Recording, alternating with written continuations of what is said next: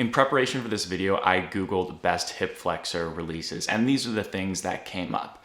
And I think these are also the positions most people think about when it comes to releasing or stretching out tight hip flexors.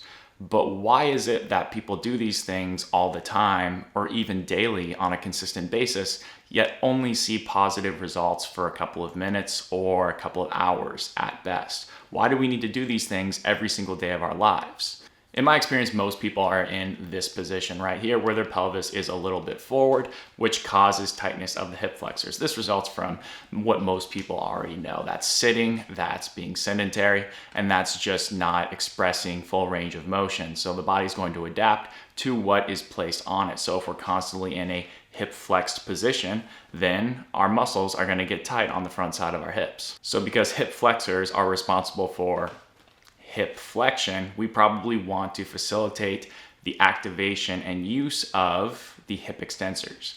That would be the upper hamstring muscles, and it would also be the glute max. Those muscles on the backside of the pelvis push the pelvis forward into a hip extended position. With any of these three exercises, the primary question is how high can I get my hips while keeping a posterior pelvic tuck? So what I mean by that is getting into a hip extended position where the pelvis is tucked underneath. That's going to place the hip flexors on length, but it's also going to facilitate the recruitment of those muscles on the back of the pelvis. So we want to get our hips relatively high, but we also don't want to arch our back. That's the primary thing to look out for. This first position I love for people who have exceptionally tight hip flexors and need something that's very easy and ground-based to start. For the foot that's on the wall, feel your whole foot flat, but think about pulling down on the wall with your heel. For the foot that's on the floor, think about pulling down on the floor and trying to pull the floor to you with your heel.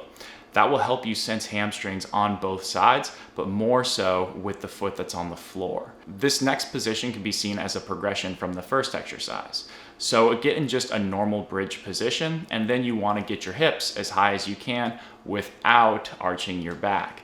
And then you want to just maintain this position. If you have the strength within each limb, you can start to tap the other heel on and off of the ground. And then as a progression from that, you can start to lift the leg into more flexion, which is going to place the down leg into relatively more hip extension, which will allow you to not only build strength within that hamstring and glute, but also isolate that hip flexor. And since you'll be alternating, that will help you ultimately get more length within both hip flexors. This position is a little bit more challenging in terms of how much hip extension it's going to require, so make sure that you've progressed through the other two exercises before you go to this one.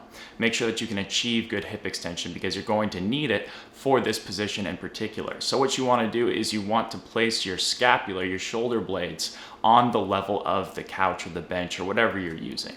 You want to make sure that your heels are being pulled down into the ground, your toes are up, and you're trying to pull the floor to you. If you get through that full progression over a period of time, I think that'll give you a lot more relief long term because you'll be challenging your hip extension and actually acquiring more range of motion through repositioning your pelvis rather than just trying to stretch a muscle in isolation. If you like the video, make sure you subscribe, and I'll see you next time.